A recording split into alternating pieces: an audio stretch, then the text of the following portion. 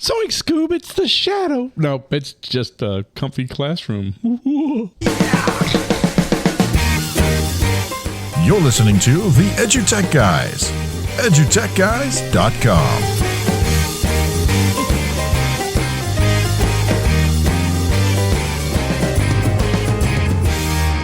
Hello and welcome to this episode of EduTech Guys. I'm David Henderson. Hey, I'm Jeff Madlock. Yeah, man, welcome to the show. We got a cool one for you today. Yeah, it's not really spooky. It was just, That's kind of spooky. It is kind of spooky. It might scare a few people. It might anger a few people. I think today we might step on a few toes. And listen, we don't mean to step on toes. We've just been doing this for 60 years combined, and we kind of have an opinion. I'm just saying, if your toes are there. Stomping time, baby. Hey, listen, be sure to check out the EduTech. Be sure to check out the EduTech Guys on the web. You can find us on Twitter, Facebook, Instagrams, LinkedIn. Yeah, we're actually on LinkedIn now. I know. That's become a social place, LinkedIn. We're LinkedIn. We're LinkedIn. Yes, we're also going to, maybe we need to go back to school. Anyway, hey, just Google the EduTech Guys. You'll find us out there all over the web. Out there somewhere. Hey, listen, help us continue spreading the love by sponsoring this show. If you're listening today and you'd like to be a sponsor of this episode, of any episode or an episode in particular, or, want to reach out and get booked on the show or get hooked on the show, or if you come on one of our times and you get cooked on the show, listen, you can visit us on the web. You'll find a way to book with us right there on our website. It's down the page a little bit. You'll see a little thing that says, hey, you want to be on the show? That's right. Yeah. I think that's going to be our new slogan. Book 'em, hook 'em, and cook 'em. Cook 'em. Yeah. I guess it's the wrong way around. Book 'em, cook 'em, and hook 'em. I don't know. Hook 'em, book 'em, and cook 'em. Book 'em. I don't know. Yeah. I don't know. It sounds like a law firm gone bad. Suddenly, it's way out of our league. That train done gone off the rails. Hey, listen. Today's show is one that's always been something that we deal with every year. We called it the curse of the comfy classroom. And you got to go, why would you choose that topic? Well, every year when I started school, I was kind of always waiting for the not the routine. Yeah, the routine. It wasn't consistency. It was a routine. Consistency. I mean, I think there's a difference between routine and consistency. Because we would always drop back into a routine in the school district. And that routine seemed like we picked up right where we left off when we got out in May or June. Like 2 or 3 weeks in. It's like, hey, once we get everything settled and everybody knows their car line and their lunch line and where they're supposed to go and what bus they're supposed to get on, and this all happens, it seems like we hit this, routine. And unfortunately, and this is the truth, call me up, write me an email, comment on this. I saw it in a lot of classrooms, not every classroom, but a whole bunch of them. And I think some people would say, well, that's just the consistency in education. No, it's not. I think consistency is me going to see Wynton Marsalis play with his trio, and they play the same song at every concert they go to, but the solo sections are improvised and they make it new and they make it fresh.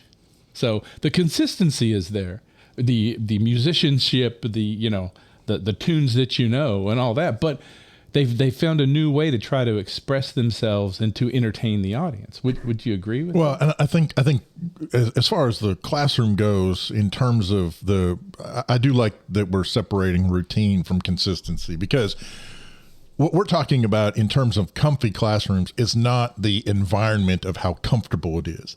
It's actually how comfortable has the teacher become in simply presenting the information that he or she has always presented, and presenting it pretty much in the way he or she has always presented.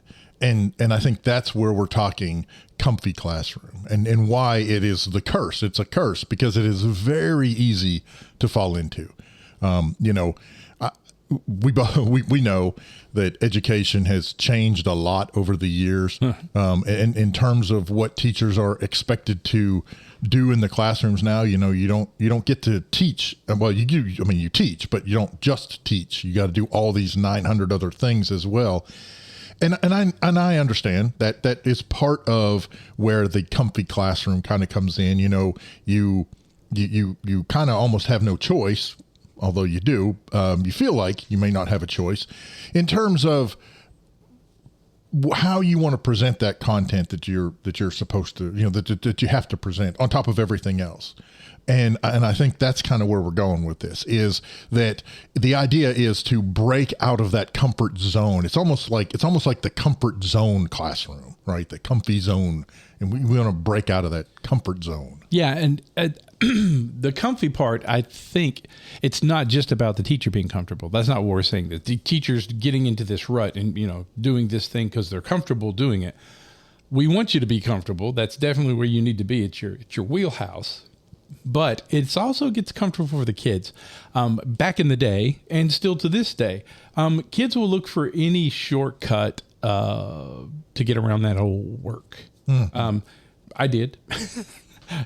Back in the 80s, I knew some people. I just knew some people that maybe would hand off the work that was already done, and for the next class period or the next 3 class periods, like, hey, here's the answers. Or here's the, spelling, blah, blah, blah definitions, just copy them. One person would do the work and everyone else would reap the benefits. And that's only because you could even get the stuff from last year or 3 years ago because, the routine was there. Mm-hmm. Yeah. And the consistency, well, the routine never changed. And so it was like, well, we've got the playbook for, Mr. Madlock's, 3rd period English literature class, but he's been doing it the same way for 12 years. Yeah. Now it's even better because here's all the PDFs and all the Google Share documents, Now it's interesting. I think that what I see happening now is, AI. And listen, I use AI all the time now. But I try to use it in a way that's consistent with the way EduTechGuys would use it, or that I would use it personally. Mm-hmm. But I also try to mix it up so that it, you don't know, you probably know that I'm using AI, but I need AI to act like me. And I think that's the interesting thing, is that as AI grows and AI learns from you individually, that it's going to learn how to imitate you. And so this is an extension, and I believe that's where AI will get to. I think it's already there in a sense, because after time, especially if you're logging into an AI, if you're a full user of ChatGPT 5, it's learning from you every time you use it. So when you consistently ask it the same kind of questions, then it starts to put them in the voice, especially if you've ever used ChatGPT, you'll notice that it comes back and it says, hey, I got you this list of blah, blah, blah, blah, blah. Would you like me to do this with it, this with it, and this with it? Mm-hmm. And then you can answer, yes, please do this with it and this with it. And then pretty soon it's going to learn, this is what Jeff likes. This is the way he likes to do it. So having said that, to break out of the routine, and there's nothing wrong with a good routine, you can be consistent in changing it up so that the students never know, because there's the thing, it doesn't just affect the teacher, because the way it affects the teacher is pretty soon you even get burnt out of that same old routine. Yeah. And then your brain stops looking for ways to change that routine. And then you find yourself burnt out on hall 5, room 506, and you're not ready to move on with the way you teach. Yeah. I think that's a really big deal. Now, how does it affect the kids? I think we just talked about that one.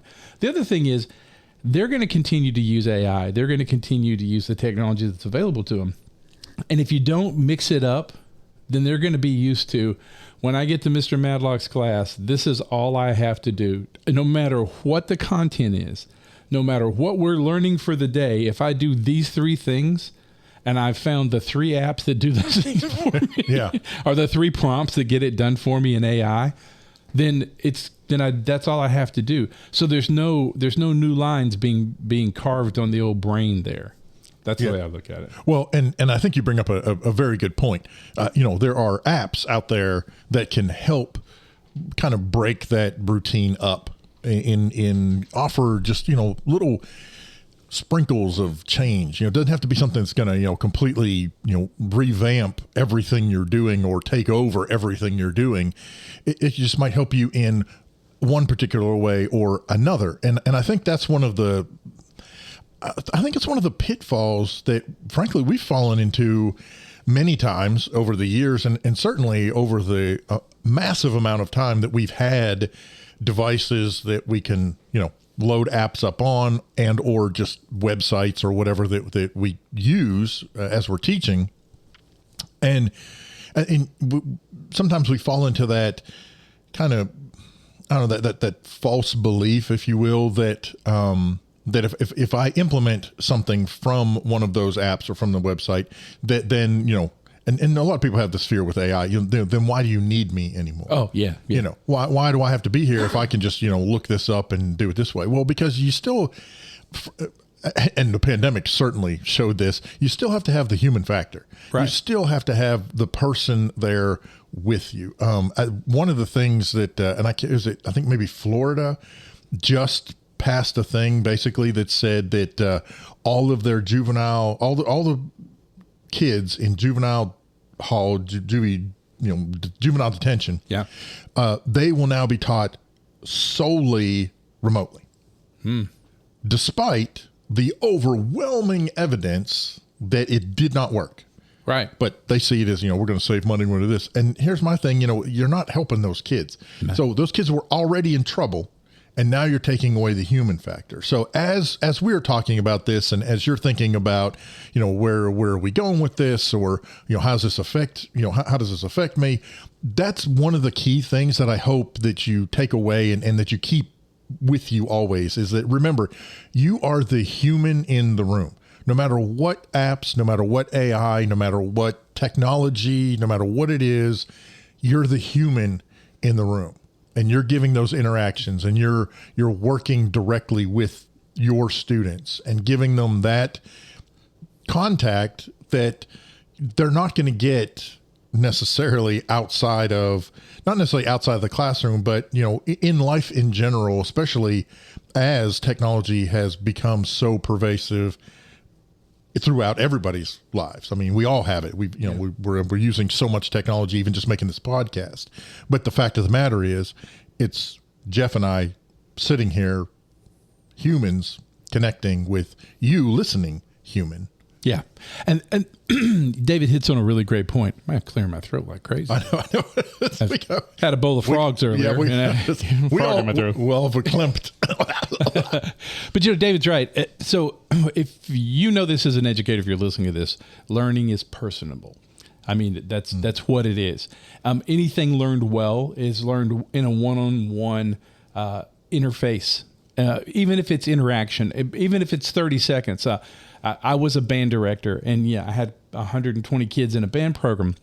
Did I get to have one-on-one with them every day? I did not, but I had a one-on-one with them that it's the same way that happens in big movements. That's why great speakers feel like they're talking to you. Mm-hmm. No, I'm no great speaker, but I tried to, make sure that I made it personable to every kid. And if I had to go the extra mile, but you also have those kids that come up and go, hey, I need this. Mm-hmm. And that's your time to shine. That's your 30-second elevator pitch with that kid at that point.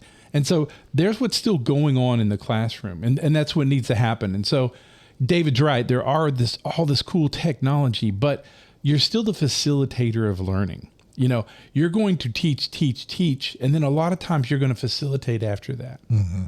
And then those teachable moments, as we talk about all the time, become very personable. So there's a lot of facilitating, and then there's, I tell you, got a frog. And then there's that teachable moments that come to play. Something Dave and I have been talking about a long time is, everybody's looking into AI, and that's great. I'm on the fence with AI. I use it. There's parts of it I don't believe it could be used in correctly for bad, not for good. But at the same time, there's so many websites, so many apps online that are free that can just mix up the room. I'm not saying base your lessons on apps and websites. Mm-hmm. I believe you base your lessons on the way you teach the curriculum that your school district and your school is asking you to do it. That's why they hired you. That is your kingdom once it comes into that door, and you get to make the decision on how you teach. And, sometimes, most of the time now, not what we teach, but you do get to decide how you teach it. Mm-hmm. And I understand some places you don't even get to decide that, but that's a whole nother episode. That's a whole nother series. But I think that you could sprinkle in, if you want to mix it up on some days, you could sprinkle it in with some engaging websites, some engaging apps, even some AI, even gamification.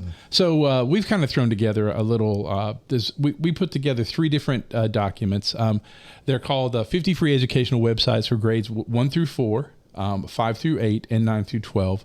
And they're organized by subject, like math and English and science.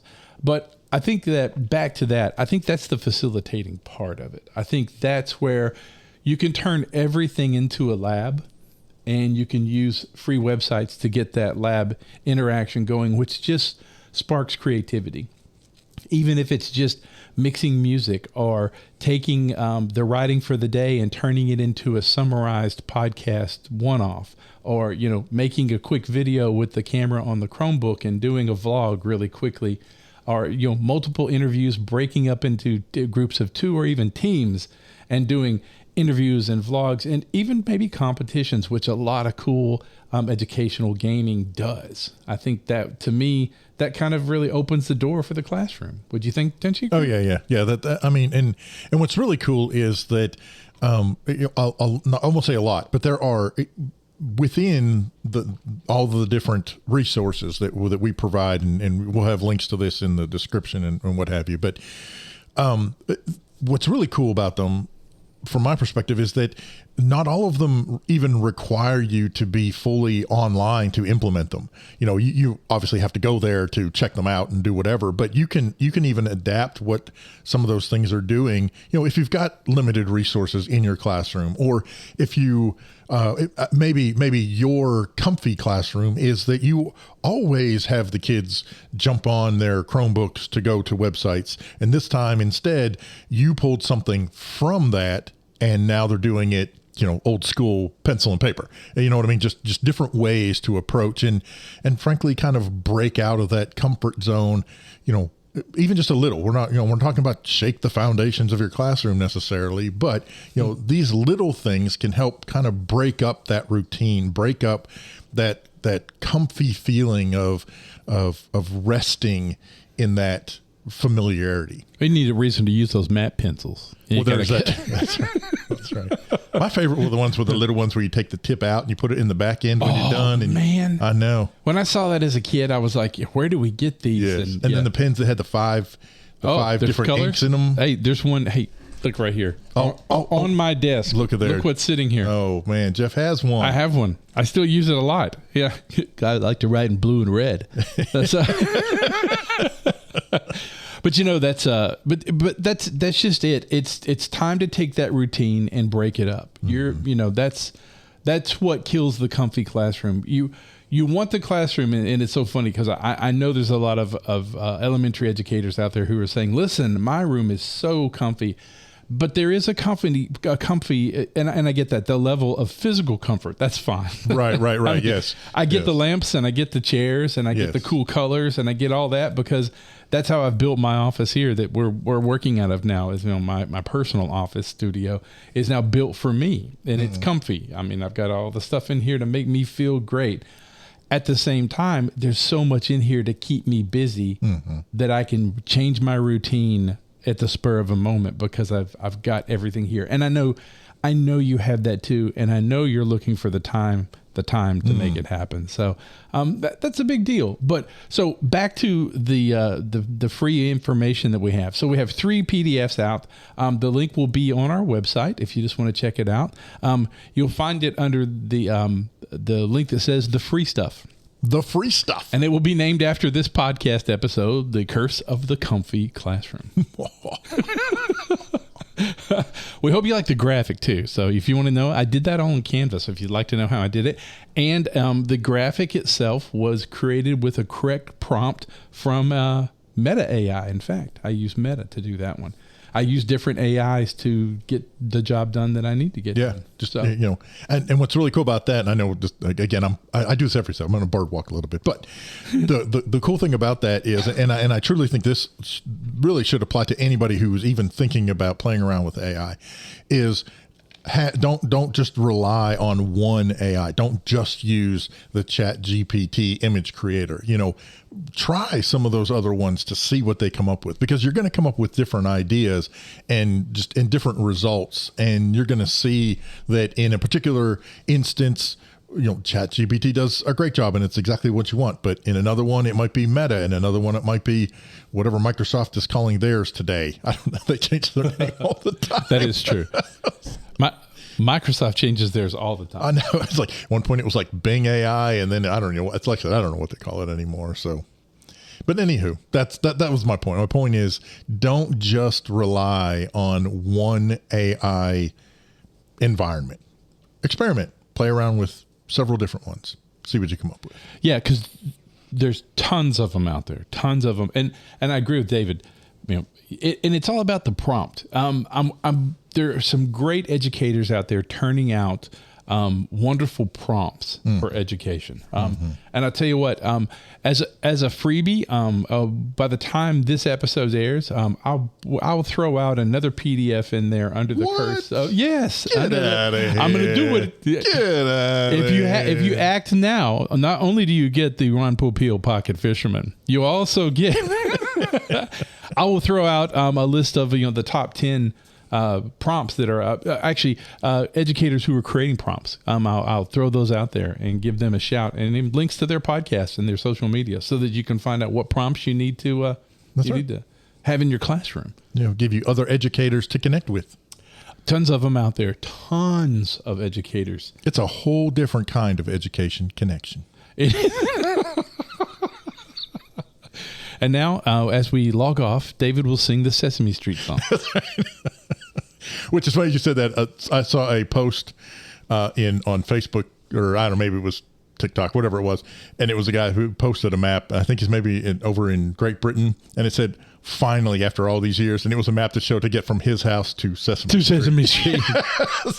There you go. Tell me how to get. I actually ordered the shirt with the characters on it that says "Resist." Oh, yeah. I have to say, some of that's like, what are you getting rid of? What are you getting rid of Sesame Street for? I mean, come on, man. One last thing along that line. When I think of Sesame Street, I think of education for all. And I think of, we talk about Muppets and we talk about the ABCs and the stuff that they did, but we don't talk about, and that's what they're talking about now, the way that show related to every child. Every child. And that's a big deal. All these apps and all of this that's going on, and the ability to translate now, we're a true melting pot of a country, and we're a true melting pot of education.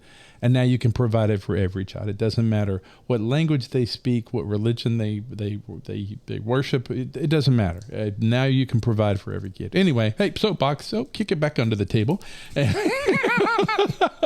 Hey, listen, it's been a great show. We hope you like this one. Don't forget to visit us on the web at edutechguys.com, or just go out to Google and search for us. We're on all the social platforms and all that good stuff.